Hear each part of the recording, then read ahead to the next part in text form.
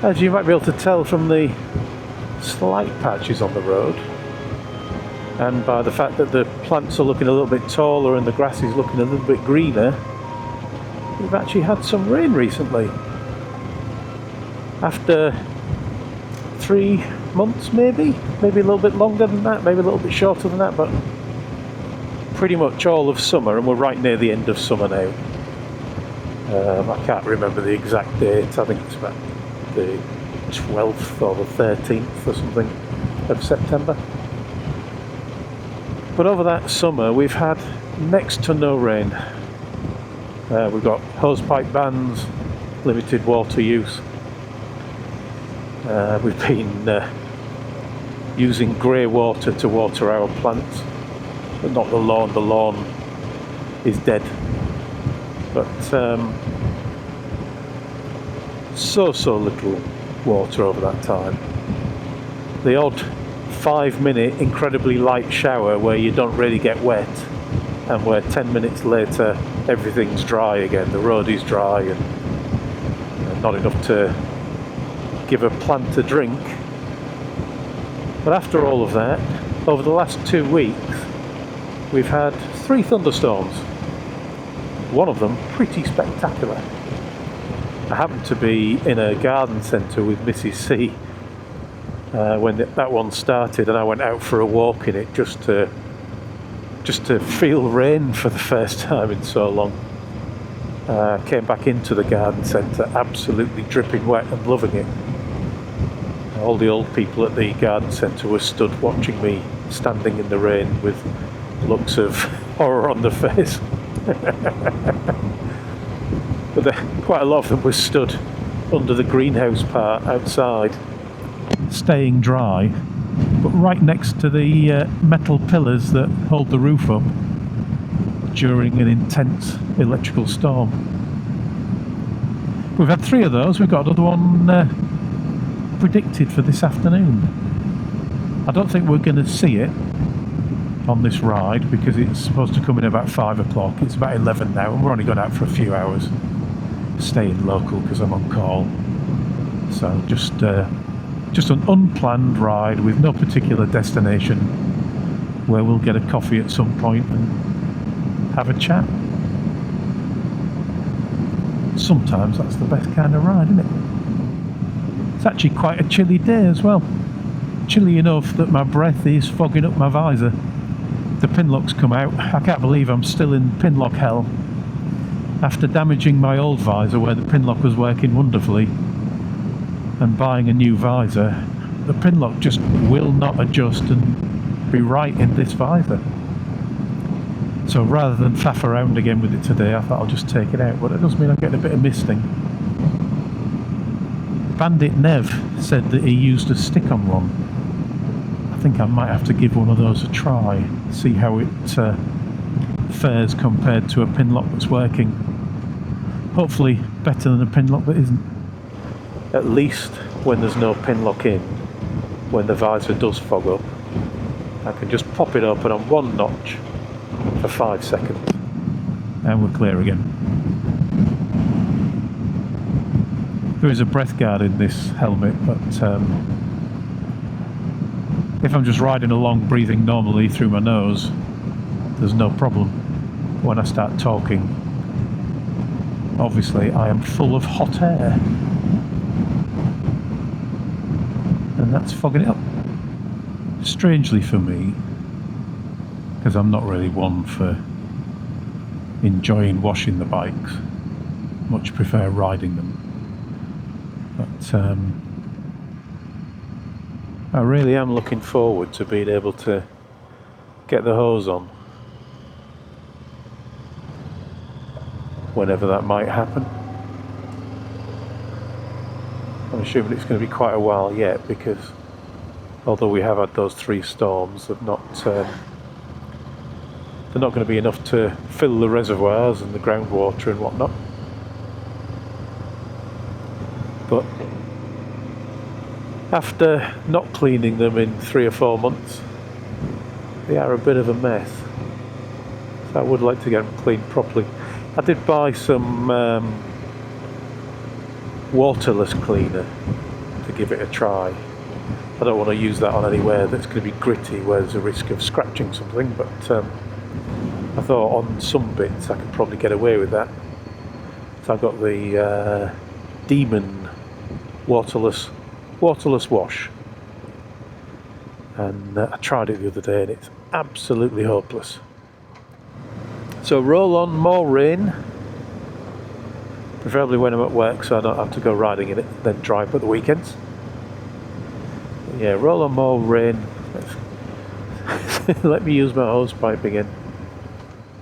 You wouldn't think we were one of the richest nations in the world when you look at the state of our roads and the fact we can't even deliver water. Is that deer in the field? I'll be able to see them through the bushes, unfortunately. Yeah, the state of the roads and the fact that we can't have water when we need it. I think mainly because it was all sold off to the private companies. Can we see any deer?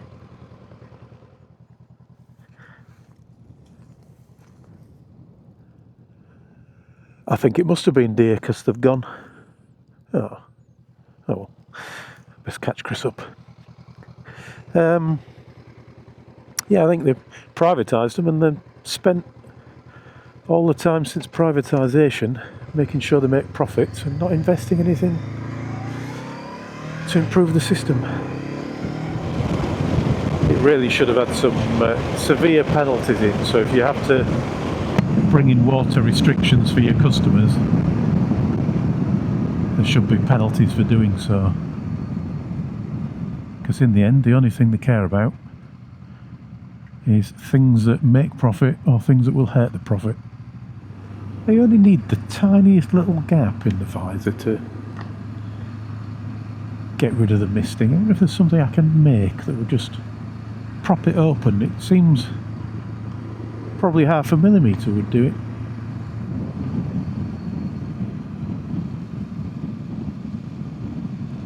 Any chickens today? Oh, there are. They definitely like it on this road. Some of them have definitely got death wishes. I'm 9 miles into my reserve fuel now. It's interesting when you get down.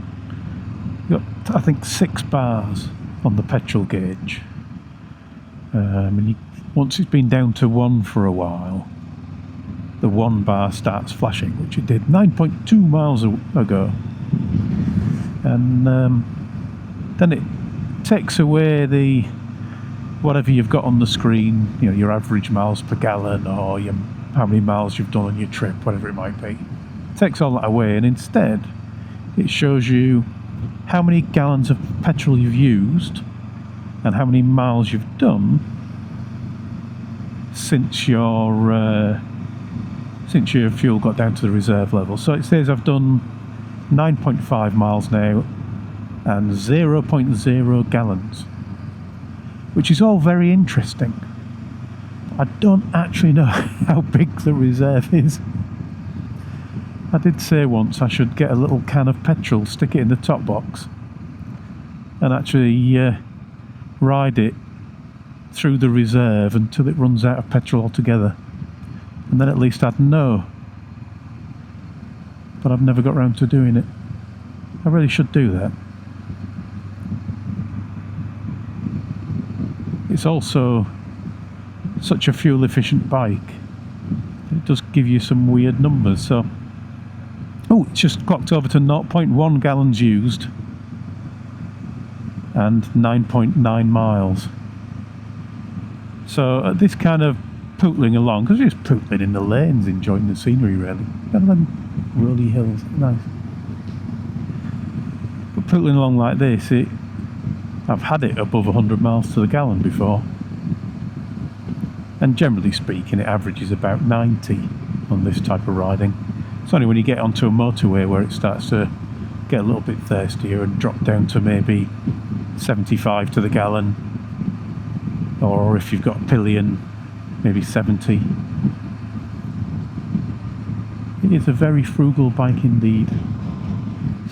And it's got a decent sized tank as well. It's a 17 litre tank. So almost 4 gallons. For anyone watching outside of the UK, where either they don't use gallons or they use American gallons. The British gallon's a little bit bigger than the American gallon. It's roughly 4.5 litres. So a proper 4 gallon tank would be 18 litres. It's just a litre shy of that. So in theory, if you're doing, an average of, let's say, 90 miles to the gallon, this bike should be able to easily do 300 on a tank. That brings me to my second problem, that I always forget to reset the mileage when I fill up. So I don't know how many miles I've done since I last filled it either. It's a posh house, isn't it? I think the most I've used past the reserve is half a litre. Sorry, half a gallon, not half a litre. Yeah, half a gallon. And I was certainly getting twitchy at that point. But when I went and filled up, I remember thinking, actually, I did have a reasonable amount left. So I don't know. It might be about a gallon I've got left when I get to the reserve. But without some spare or a tube to pinch a bit out of Chris's bike, I'm not sure I want to find out. Or not find out the hard way anyway. I think I might have to point at my tank and show him I need to pay a visit to a petrol station. The cows are all laid down. Maybe that thunderstorm is coming.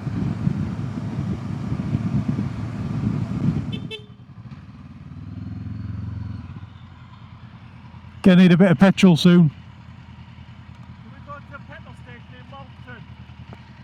2 miles. Oh, that's easy then. Talking about petrol stations, I was on Facebook the other day. I don't really use it, but I reinstalled it on my phone when we went down to Riker's Cafe, because I was trying to work out where everybody was.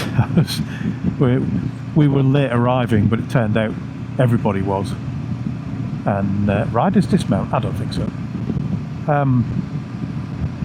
Yeah, everybody was late, so we were thinking, well, has everybody gone somewhere else without us? I was going on Facebook to try and find out. So I left it on my phone. I'm not really using it. I'm not posting anything like that. But I fired it up and thought I'd have a quick look the other day, and realised why I don't use Facebook. Because within, I don't know, a few scrolls, a few flicks of the finger, I'd already reached the grumbling, slightly racist people. So I don't think I'll be flicking through it much anymore. Well, it does tell me when somebody who's a Facebook friend has posted something, so I can go and look at that and sidestep the bile. The reason I mention that, because it seemed like a bit of a weird segue, didn't it? One of the things I saw was somebody posting a picture of a petrol station and saying, "It's coming," and I thought, I'm not sure what's coming, so let's have a quick look. You've piqued my interest. And it was somebody grumbling that a petrol station had put a sign up saying that they'd like you to take your helmet off if you're paying for fuel. I mean, it's a bit of an awkwardness, I suppose, to take your helmet off at a petrol station. And it is a bit bad. I do think it feels a bit like they're assuming you're a criminal, rather than assuming their customers are actually just people who want to buy their products. So somebody else saying, what about these people on electric bicycles wearing balaclavas? I guess those people won't be going into the petrol station, but I assume they mean that they won't something done about them. I have to say, I have seen recently in a few places people riding around on motorbikes with no number plate wearing balaclavas. And if petrol stations are allowing them to fill up whilst doing that, I think maybe that's a place where I'd prefer to turn the pumps off, because I'm pretty sure those people are up to no good.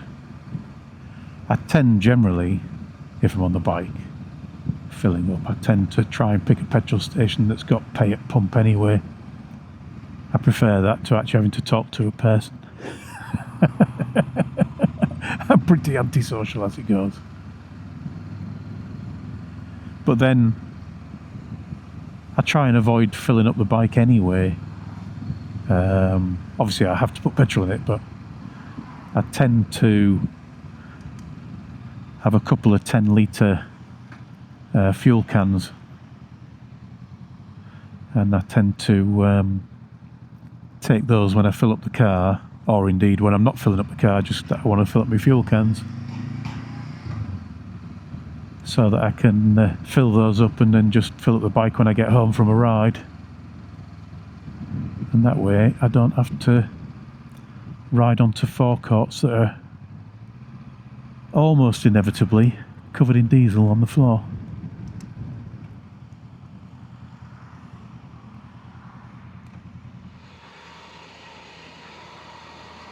Do you want me to lead, or are you? Hey? I can go that way. I can take the front if you want. No idea what you said. I said I could take the lead if you want. All right then.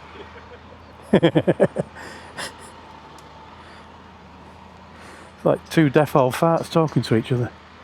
I've got my earplugs in and my mouth covered with all this helmet, and Chris can't hear me and I can't hear him through my earplugs. But they never asked me to take my helmet off. I only got 12, not even 12.5 litres in. I've absolutely brimmed it. So that tells me something about the reserve. I'd used 0.1, well, a little bit more than 0.1 from the reserve. And yet it still would have taken another 4.5 litres, another full gallon,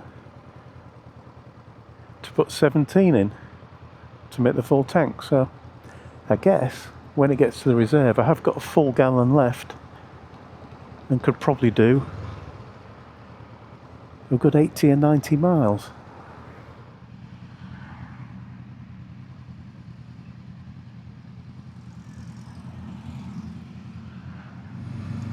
Scampston only.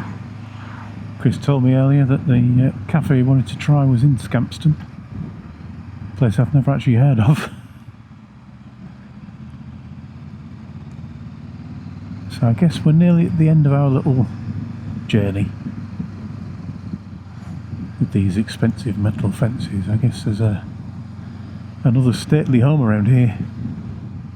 The Farmhouse Bakery and Coffee Shop. I'm guessing it's going to be that. Ooh. Yeah. Well hidden away. I suppose this is probably a good time to stop the video. Say thank you for watching, everyone. Ride safe. And I'll talk to you all again soon.